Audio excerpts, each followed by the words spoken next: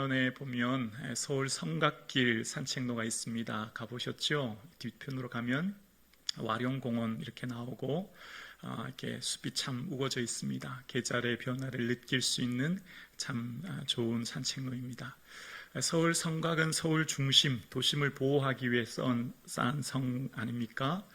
도시에 살고 있는 사람들의 생명 또 재산, 외세로부터의 침입을 막는 도구 방편이었습니다. 돌을 높게 축조하여 쌓아서 외부로부터 침입을 막는 것이었죠.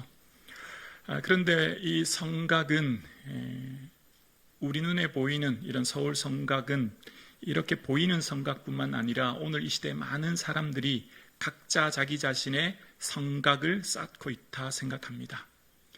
오늘을 살아가는 모든 사람들은 자신만의 성곽을 쌓기 위해 열심히 노력합니다. 학력이라고 하는 성곽, 재물이라고 하는 성곽, 사회적 지위라고 하는 성곽, 또 그 밖에 자기가 중요하다고 하는 성곽을 열심히 쌓습니다. 쌓는 중요한 이유는 좀 더 안전하고 더 풍요로운 내일을 위해서입니다.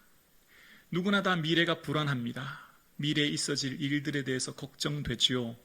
그래서 좀 더 안전하고 좀 더 편안한 미래를 바라보기에 높고 견고한 자기들만의 성곽을 쌓습니다. 성곽을 쌓는 것 나쁘다고는 할 수 없죠. 누구나 나와 내 가정이 좀 더 편안하고 좀 더 안전한 미래를 원하기 때문입니다. 오늘 예배드리는 우리 성도님들의 삶은 어떻습니까? 여러분은 어떤 성곽을 지금 열심히 쌓고 계십니까? 나는 조금 힘들고 어려웠더라도 누구나 어느 부모든 누구나 다 내 자녀만큼은 좀 더 높고 편안한 성곽을 쌓고 편안하게 살기를 원하는 것이 모든 부모의 마음이지요. 이 세상을 살아가는 성도님들 우리도 역시 마찬가지로 이 성곽을 쌓아야 되는 이 시대를 우리가 살고 있습니다. 그런데 성도인 우리, 예수 믿는 우리는 그럼 우리는 어떤 방법으로 성곽을 쌓고 또 어떤 성곽을 쌓아야 더 안전한 미래, 편안한 삶을 영위할 수 있을까요? 그것을 오늘 성경은 우리에게 우리 인생의 방향을 제시하고 있습니다. 오늘 말씀은 스가랴에게 주신 8개의 환상 중에 3번째 환상입니다. 여호와께서 기억하신다라고 하는 이름을 가진 스가랴에게 하나님께서는 오늘 환상을 보여주십니다. 1절과 2절입니다. 내가 또 눈을 들어 본즉 한 사람이 측량줄을 그의 손에 잡았기로 내가 어디로 가느냐 물은즉 그가 내게 대답하되 예루살렘을 측량하여 그 너비와 길이를 보고자 하노라 하고 말할 때에 한 사람이 측량줄을 잡고 갑니다. 줄잔대요. 쉽게 말하면 건축 자재이죠. 건축을 할 때 쓰이는 도구입니다. 한 측량줄을 잡고 가는데 어디로 가냐 물었더니 예루살렘을 측량하려고 그 너비와 길이를 재러 가려고 한다라고 하는 내용이 시작됩니다. 측량한다라고 하는 것, 건축한다는 의미고 새롭게 회복한다는 의미가 담겨져 있는 거예요. 자, 이때 상황은 어떤 상황입니까?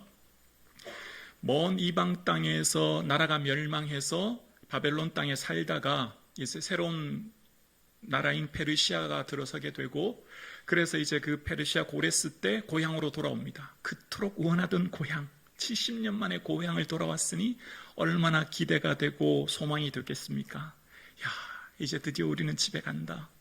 하나님께서 우리에게 복 주셔서 과거에 솔로몬에게 주셨던 그 다윗에게 주셨던 은혜와 영광 회복시켜 줄 거야. 과거처럼 다시금 우리는 외세의 침입을 막지 않은 높은 성곽을 쌓고 성 안의 중심에는 성전을 회복하여 하나님의 놀라운 영광이 임할 거야. 그 기도 속에 출발했고 도착했습니다. 그런데 현실은 그렇지 않았습니다. 도착해 보니 예루살렘 성곽은 무너져 있고 성전은 무너져 방치된 채 있었고 더욱이 도착하면서 이 팔레스틴 땅에는 가뭄이 들기 시작합니다. 당장 먹고 사는 문제부터 어렵기 시작합니다. 그러니 당연히 예루살렘 공동체 의식이 약해지고요. 또 학계 선지자의 동료로 성전을 건축하기는 하지만 사마리아인과 총독들로 말미암아 16년 동안 성전이 공사가 멈춰진 상황을 겪는 것입니다. 예루살렘에 임할 하나님의 영광의 기대가 요연합니다. 외부로부터 침입이 언제 다시 적들이 침입할지도 모릅니다. 무너진 성벽, 폐허가 된 예루살렘 성전을 보면서 모두가 다 낙심한 상태에 살아가고 있는 상황이 바로 지금이에요. 그러니 이럴 때 스가랴 선지자를 통해서 이 회복의 말씀을 주시니 이 이스라엘 백성들은 얼마나 기대가 됐겠습니까? 와, 이제 하나님께서 우리에게 놀라운 은혜를 주시는구나 기대합니다. 그때 회복에 대한 말씀이 3절 4절에 나옵니다. 내게 말하는 천사가 나가고 다른 천사가 나와서 그를 맞으며 이르되 너는 달려가서 그 소년에게 말하여 이르기를 예루살렘은 그 가운데 사람과 가축이 많음으로 성각 없는 성읍이 될 것이라. 한 천사가 나아가는데 측량하러 가는데 갈 필요 없다는 거예요. 왜냐하면 예루살렘은 놀라운 회복이 일어나게 되어서 그 예루살렘에 사는 사람들, 가축이 너무 많아서 4절 후반절에 보면 성각 없는 성읍이 된다라고 이야기합니다. 성각 없는 성읍, 히브리어 원어로 프라자인데요, 사방이 확 트인 땅을 말합니다. 성벽, 망루, 빗장, 더 이상 존재하지 않는 넓은 평야, 넓은 광장을 이야기하는 겁니다. 여러분 생각해 보십시오. 하나님께서 회복을 말씀해 주시는데 가축과 사람이 많은 건 오케이, 감사한 일이에요. 그런데 성벽이 더 이상 존재하지 않는데요. 이게 쉽게 이해가 됩니까? 외부로부터 적이 언제 침입할지 안전하게 보호하는 유일한 수단이 성곽입니다. 성벽입니다. 높게 든든하게 쌓아야 밤이나 낮이나 편하게 쉴 수 있는 것 아닙니까? 그 안에 있는 자녀들과 가족이 편하게 쉬지요. 그런데 더 이상 성곽이 필요 없다라고 말씀하십니다. 왜요? 그 이유를 5절에 말씀하십니다. 여호와의 말씀에 내가 불로 둘러싼 성곽이 되며 그 가운데 영광이 되리라.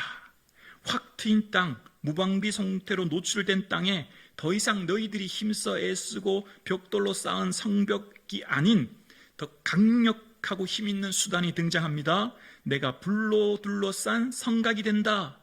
원어의 뜻을 좀 더 가깝게 해석하면 불로 감싸 보호하는 불성벽이 된다라는 것입니다. 하나님이 친히 불이 되어 주셔서 그 예루살렘을 보호해 줄 거다라고 말씀하시는 거예요. 과거 이스라엘이 광야에 갈 때, 광야에 트인 곳에 언제 적들이 침입할지 모르는 두려운 그곳에 하나님 불기둥으로 지켜주셨듯이 그 은혜를 주신다라고 말씀하시는 겁니다. 그러면서 얘들아, 너희들 인생에 이제는 걱정하지 마라. 너희들이 힘과 노력으로 애써 수고한 성곽이 아니라 내가 친히 불성곽이 되어줄게. 걱정하지 마 라고 하시면서 너희를 범하는 자는 내 눈동자를 범하는 거야 라고 하면서 8절에 말하기를 너희들은 내 눈동자와 같이 소중한 존재란다 라고 이야기하시는 겁니다. 하나님께서 이스라엘 백성들에게 불성곽이 되어주셔서 그들을 보호해 주시겠다 말씀하십니다. 자, 오늘 이 말씀이 이제 오늘을 살아가는 우리에게 어떻게 적용되고 이 말씀이 오늘 우리에게 어떻게 힘이 될까요? 그거는 스가랴 선지자의 때 말씀이죠. 그건 구약에 있었던 말씀이지 듣기는 좋지만 현실적으로 우리가 이 땅을 살아가려면 열심히 성곽을 쌓고 열심히 애를 써야 될 것 아닙니까? 이제 여기서 말씀과 우리의 삶의 괴리가 나타납니다. 그거는 스가랴 선지자 때 있었던 일이고 오늘 우리는 2024년 8월 대한민국을 살아온 우리는 열심히 노력해야 됩니다. 애쓰지 않으면 성곽을 쌓지 않으면 불안하고 두렵고요. 세상은 우리를 무시합니다. 맞습니다. 우리도 성곽을 쌓아야지요. 게으르고 나태하게 살라는 것 결코 아니지요. 우리도 열심히 성곽을 쌓고 노력할 겁니다. 자, 그런데 중요한 게 있어요. 사람들은 높게 쌓는 성곽이 전부라고 생각해요. 내 미래, 내 안전, 나를 보호하는 유일한 수단이 높은 성곽을 쌓는 것이다 라고 생각해요. 그러나 우리는 그렇게 생각하지 않아요. 그것은 일부라고 생각해요. 현실을 부정하거나 외면하지 않아요? 맞죠. 성곽을 쌓아야죠. 그런데 그것은 극히 일부예요. 우리의 진정한 성곽은 살아계신 하나님이신 줄로 믿습니다. 우리를 지키고 보호해 주시고 인도하실 뿐만 아니라 이 대한민국과 온 세계 열방을 통치하시는 분은 살아계신 나의 아버지이신 하나님이신 줄로 믿습니다. 그래서 우리의 삶 가운데 열심히 애쓰고 노력하는 성곽을 쌓지만 그것이 전부가 아니라 생각합니다. 하나님을 의지하기 때문입니다. 많은 학생들, 오늘 함께 예배드리는 청소년부 아이들도 높은 대학이라고 하는 성각을 쌓기 위해 애를 씁니다. 마치 청소년부 때는 이것이 인생의 전부 같아요. 내가 원하는 대학 가지 못하면 폭망한다 생각합니다. 인생 망한다 생각해요. 그토록 원했던 대학 들어가지 못하면 나는 루저다. 나는 실패자다. 내 안에 열등감과 컴플렉스가 쌓이기 시작하죠. 대학을 간 뒤에 대학을 졸업할 때쯤 어떻습니까? 청년들은 어떨까요? 취업이라고 하는 각자의 대기업, 공기업, 전문직이라고 하는 성각을 바라보며 나아갑니다. 열심히 애를 씁니다. 스펙을 쌓고 애를 쓰고 수고합니다. 이것이 내 인생의 전부라고 생각하는데 도전하고 애를 쓰고 노력하는데 들어가지 못하면 나는 실패자다 생각합니다. 그리고 세상에 낙심한 채 살아가죠. 오늘 함께 예배드린 저와 여러분은 어떻습니까? 이 땅 대한민국에 살려면 내 집 하나 정도는 있어야지. 집 한 채 없이 살아가는 것, 세상의 실패자다. 그렇기에 우리는 애쓰고 노력하지만 그렇게 내 집 한 칸 마련하지 못하면 우울해지고 불안하고 두렵고 근심됩니다. 예수 믿어도 소용없네. 예수 믿는데 내게 당장 이런 은혜도 없는데 라고 하면서 스스로의 자괴감에 빠져들기 시작합니다. 그래서 우리는 예수 믿는 것이 즐겁지 않고 예수 믿는 것이 기쁘지 않고 주를 위해 헌신하는 게 어려움을 느낍니다. 여기서부터 우리가 바라봐야 될 것이 있습니다. 말씀과 현실을 연결하는 게 뭘까요? 말씀이 내 삶의 실제적인 힘이 되고 능력이 될 뿐만 아니라 내가 간증하는 삶을 살게 되는 통로가 뭘까요? 그 가교다리가 뭘까요? 바로 믿음이라는 거예요. 믿음이 우리의 삶의 말씀이 실제적으로 현실이 되고 능력이 되는 겁니다. 이 말씀이 믿는 자들 가운데 역사하느니라. 말씀은 믿는 자들에게 힘이 되는 거지요. 부모가 돼서 우리가 사는데 자녀들에게 말로는 믿음이다라고 강조하지만 삶으로 그렇지 않으면 어떨까 할까요? 자녀들이 이미 다 알아요. 아, 엄마는 말로는 믿음이라고 하지만 그래도 돈이 중요하구나. 돈이 전부구나. 돈 하는 거 보니까 돈이 최고구나. 여러분, 자녀들은 결코 말로 교육되는 게 아니죠. 꼬마아이들도 다 알아요. 꼬마아이들도, 초등학생도. 선교 갔을 때 아이들 머리를 감겨주는데 머리에 이가 많아서요. 머리에 이가 많아서 감겨주는데 약을 이렇게 샴푸를 하고 기다렸다 머리를 감는데 같이 유빈이가 이제 머리를 막 닦아주는데 하얀 수건에 이가 막 붙어 나옵니다. 그럼 기겁을 하고 더러워 막 도망갈 거 아닙니까? 근데 유빈이가 괜찮아요. 뭐 예쁘면 괜찮아요. 그래서 막 닦아주는 거예요. 꼬마만 돼도 다 아는 거예요. 초등학교생만 돼도 내가 이 말하면 이 아이가 상처받을 거야. 바로 앞에 있는 애가 유빈이랑 거의 같은 나이 또래였던 것 같아요. 아이들도 다 압니다. 말이 아니라 삶을 보거든요. 아무리 부모가 이렇다고 해도요, 실제적인 삶을 아이들이 다 보고 있는 거예요. 자녀들 향해 열심히 노력해라. 최선을 다해라. 내가 할 수 있는 일에 주어진 시간이 곧 생명이니 열심히 일해야 돼. 왜냐하면 너는 하나님의 사람이니까. 그런데 아들아, 걱정하지 마라. 내가 살다가 내가 원하는 것 이루어지지 않는다고 낙심하지 마라. 왜냐하면 너는 하나님의 걸작품이야. 너는 하나님의 사람이야. 네가 가는 대학이 제일 좋은 대학이고 네가 가는 직장이 제일 좋은 직장이고 네가 만나는 사람이 제일 좋은 사람이야. 하나님은 우리 마음에 소원을 두고 행하시거든. 네가 하고 싶은 일 네가 아니라 하나님이 내 안에 소원을 두고 행하시는 분이야.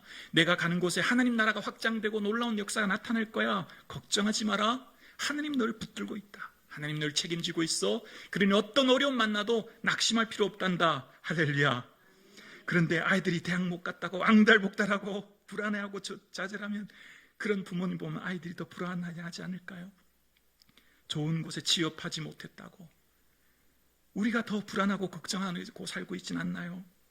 이 세상을 다스리는 건 뭘까요? 우리는 자본주의라고 하는 세상에 살고 있어요. 만몬, 즉 돈이 이 세상을 통치하고 다스리고 있습니다. 돈의 힘은 막강하지요.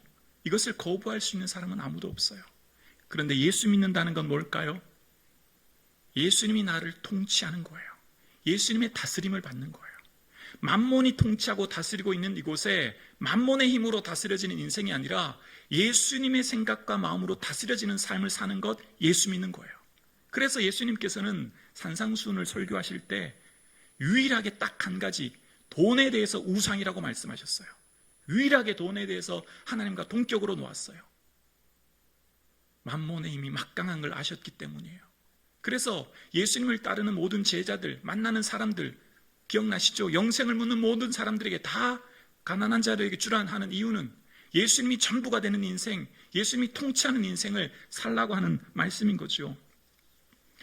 믿음이 관념이 되고 머리에 있는 생각에 추상적으로만 우리에 머무르는 것이 아니라 내 삶의 실제적인 힘이 되고 능력이 되는 것, 말씀이 내 삶의 실제적인 힘이 되는 것, 현실의 내 능력이 되는 것, 우리가 이분법적으로 세상을 살지 않는 것, 말씀 따로 삶 따로의 삶을 살지 않는 것, 그 힘은 어디서 나올까요?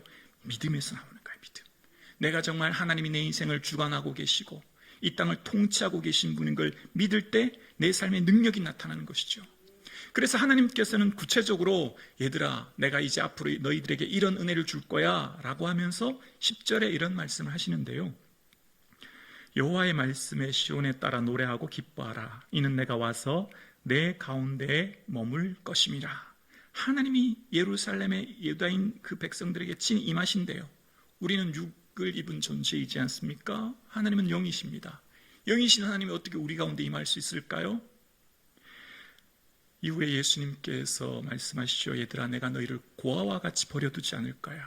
내가 떠나는 것이 너희의 유익해 라고 하시면서 다른 보혜사를 너희에게 보내줄 텐데 그 보혜사는 너희에게 영원토록 너희와 함께 있을 거야 라고 말씀하셨고, 그 말씀하신 보혜사를 초대교회는 기다렸고 전심으로 기도할 때 성령님이 임하셨죠. 어떻게 해요?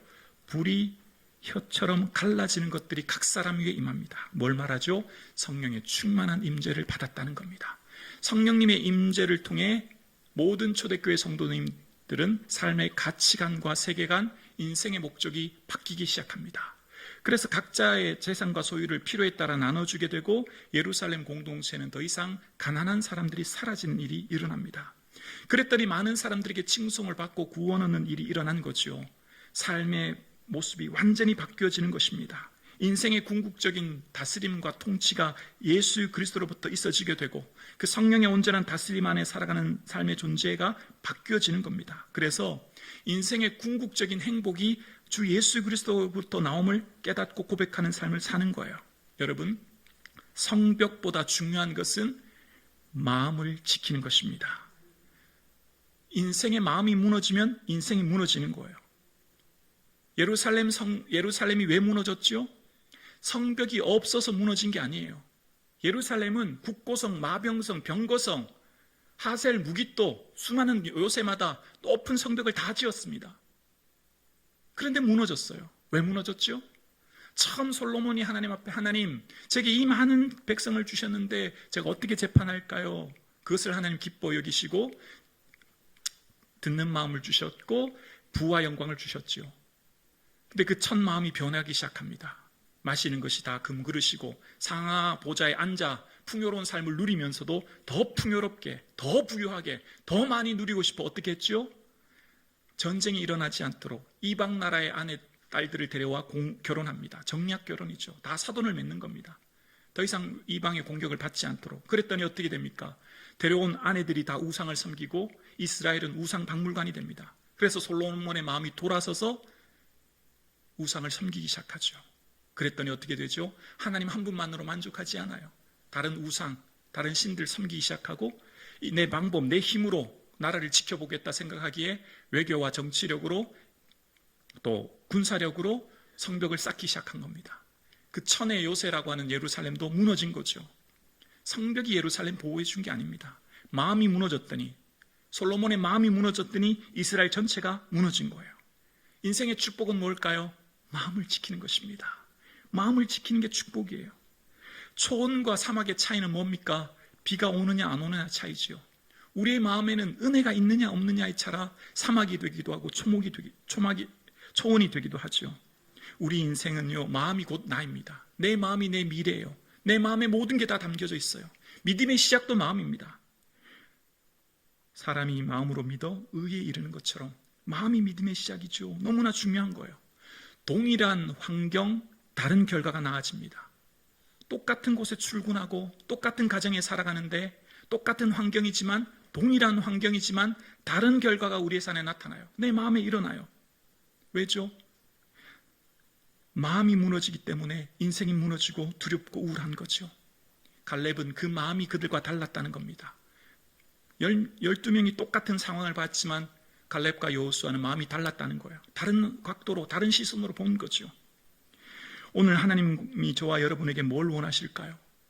이스라엘 백성들에게 원했던 것과 똑같은 거예요. 왕들에게 원하는 것 딱 한 가지입니다. 유능한 왕은 군사, 정치, 외교력이 아닙니다. 율법서를 평생 복사하여 읽는 것, 그 말씀을 지키는 것, 그래야면 그 마음이 겸손해진다는 거예요. 그 딱 한 가지만 요구했습니다. 말씀에 모든 것이 다 들여져 있거든요. 말씀을 보면 뭘 알게 될까요? 말씀을 읽게 되면 계속해서 보면 깨닫는 게 있어요. 아, 하나님이 하시면 되는구나. 하나님이 다 하시는구나.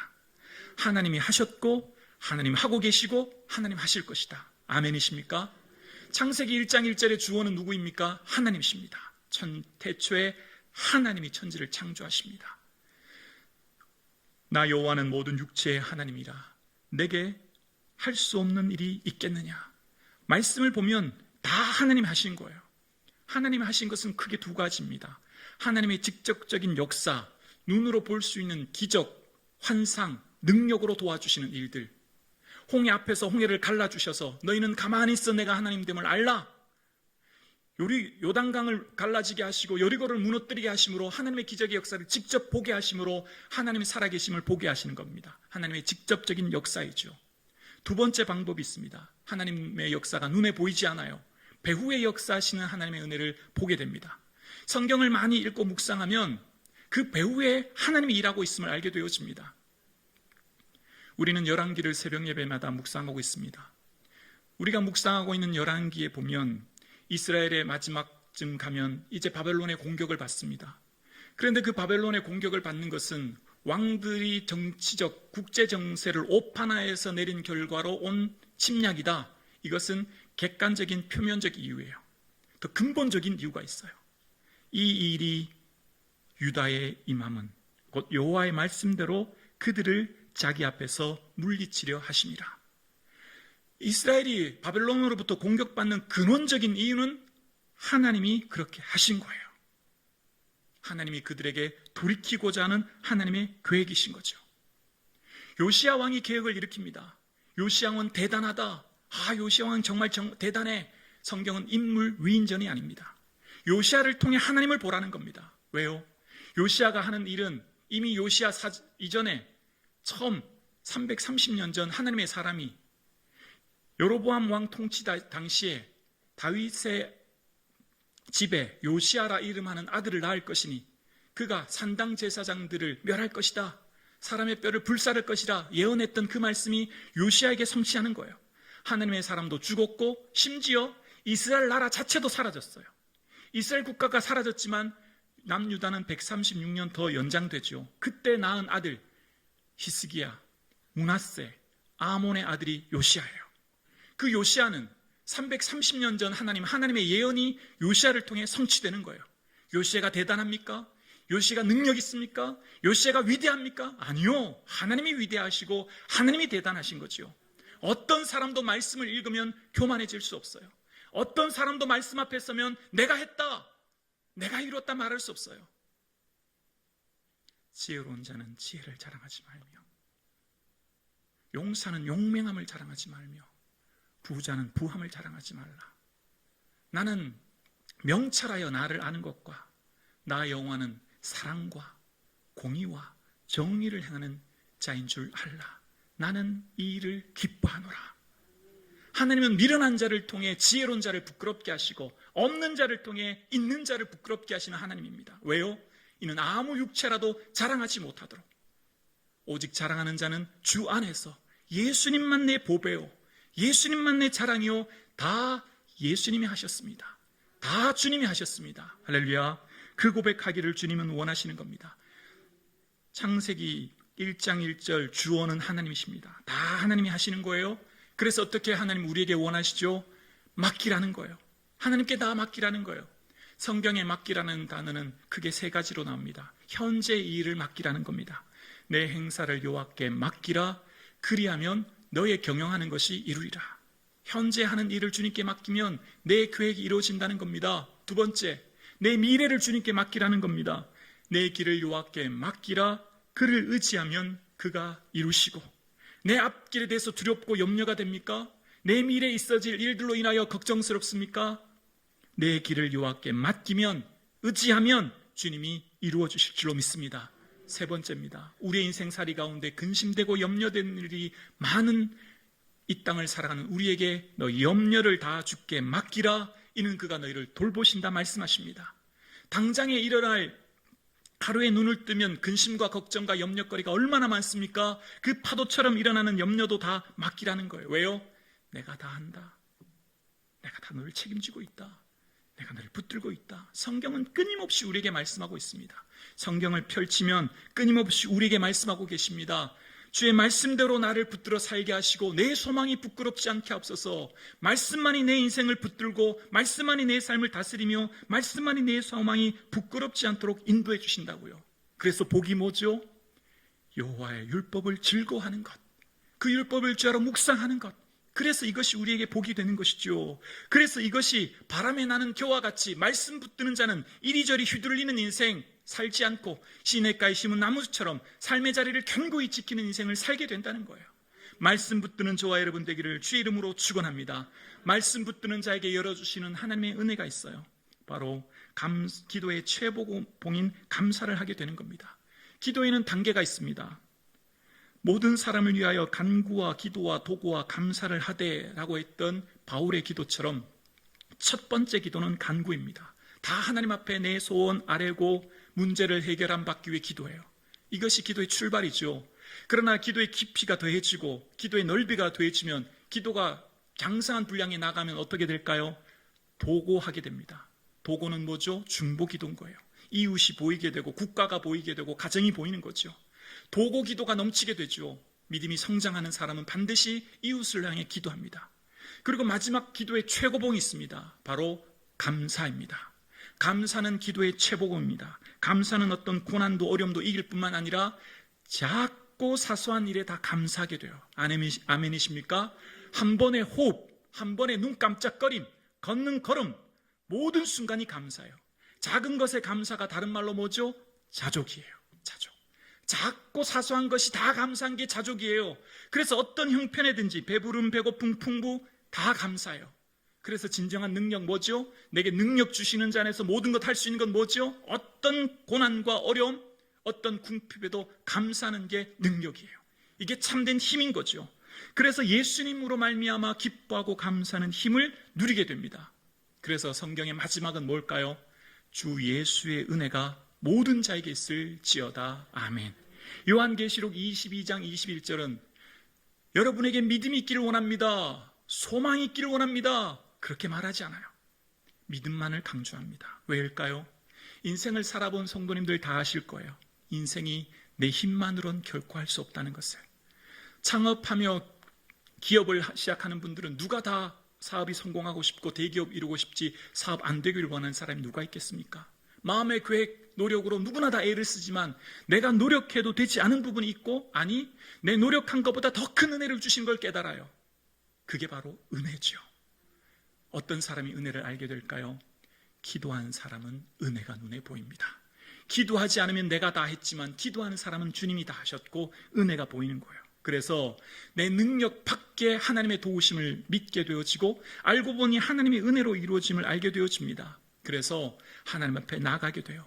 세상은 실패하고 실수하면 기회가 주어지지 않지만 하나님은 실수해도 실패해도 흠이 있어도 다시 기회 주시고 다시 세워주시고 다시 은혜 주세요. 그래서 말씀을 펼쳐야 됩니다. 아담과 하와는 하나님 앞에 불순종했지만 가죽옷을 입혀주셨고 가인은 살인자였지만 표를 주어 다른 사람들이 죽이지 못하게 했고 노아는 술 취하는 실수를 했지만 셈과 야벳에게 축복했을 때 축복이 이루어진 은혜를 주셨고 아브라함은 누이라 속였지만 믿음의 조상을 해라 세워졌고 모세는 돌로 쳐 사람을 죽였지만 60만 이스라엘의 지도자로 세워주셨고, 다윗은 밧세바를 범하며 우리아에게 살인 교사를 행했지만 하나님 마음 합한 자로 세워주셨고, 계속할까요? 끊임이 없습니다. 끊임이 없어요. 성경 펼쳐보세요. 다 흠투성이, 실수투성이, 잘못, 그러나 은혜로 그들에게 기회 주시고 세워주시고 함께해 주시는 것이 은혜지요. 우리는 어떻습니까? 내 인생도 알고 보면 실수와 허물투성이 아닙니까? 그러니 타인도 용서하게 되는 거예요. 그러니 나는 은혜 아니고는 살 수 없음을 깨닫는 것이지요. 사랑하는 성도님, 세상은 실수하고 실패하면 기회를 박탈할지 몰라도 주님은 결코 그런 분이 아닙니다. 괜찮습니다. 넘어지고 실수해도 주님 앞에 나오면 다시금 기회 주시고 일으켜 세워주신 줄로 믿습니다. 그러므로 주 앞에 나와 주의 은혜를 구할 수 있기를 주의 이름으로 축원합니다. 풍선은 불을 만나면 반드시 터지게 되어 있습니다. 촛불 가까이 풍선이 가져가면 어떻게 되죠? 터져요. 재질이 고무기 때문입니다. 그런데 풍선이 촛불 가까이 가도 터지지 않는 방법이 있습니다. 풍선이 촛불 가까이 가지만 시간이 지나도 터지지 않습니다. 그 안에 물을 담고 있을 때 그렇습니다. 왜냐하면 이것을 대류현상이라고 한대요. 뜨거운 물은 위로 가고 차가운 물은 아래로 내려가기 때문에 물이 회전하게 되죠. 대류현상이 일어나죠. 그랬더니 이 풍선이 발화점에 가까이 가지 못하게 되고 터지지 않는다는 겁니다. 풍선 안에 공기를 담고 있느냐 물을 담고 있느냐가 촛불을 만났을 때 터지기도 하고 터지지 않는 거예요. 여러분, 우리의 인생은 성읍이 지키는 게 아니에요. 성곽이 지키는 게 아니에요. 그것이 우리 인생을 지키죠. 그러나 그것은 일부입니다. 우리 인생을 진정으로 지켜주시는 분은 살아계신 하나님이신 줄로 믿습니다. 마음의 근심은 뼈를 마르게 하는 거예요. 어떤 육선이 집에 가득하여도 마음에 근심하여 살아가는 인생은 불행한 인생이 되는 거죠. 우리 인생 스스로는 마음을 결코 지킬 수 없어요. 문득문득 일어나는 생각, 불쑥불쑥 들려오는 소리, 어떻게 마음을 지킵니까? 그래서 주님 바라봐야 되는 거예요. 그래서 아무것도 염려하지 말고 모든 일에 기도와 간구로, 아멘이시죠? 너희 구할 것을 감사함으로 하느라. 감사가 기도의 최고봉이에요. 이것도 저것도 다 감사했더니 그리스도의 평강이 무엇을요? 너희 마음과 생각을 지키시리라. 마음과 생각을 지키는 것이 인생을 성공하는 비결이요, 행복의 비결이요, 은혜의 비결이듯이 우리의 마음과 생각은 오직 하나님만 지켜주신 줄로 믿습니다. 하나님만 바라보고 하나님만 의지하여 하나님이 나의 성곽 되심을 믿고 살아가시는 저와 여러분 되실 수 있기를 주의 이름으로 축원합니다.